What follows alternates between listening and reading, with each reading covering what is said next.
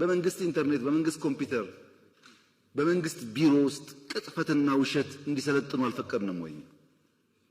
we have to ask ourselves።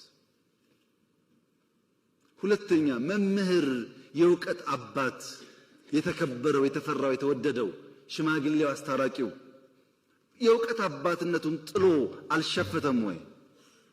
አልሸፈተም መምህር።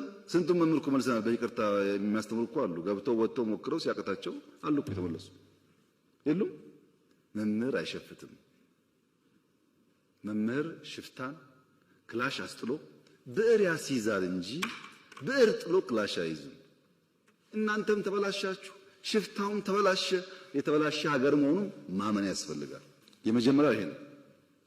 እንዴት እንፍታው ነው አሁን ጥያቄው። እኛ 3 መንገድ ነው ያሰብነው። አንደኛው ሰላም ሚኒስቴር አቋቁመን አልነበረም ድሮ።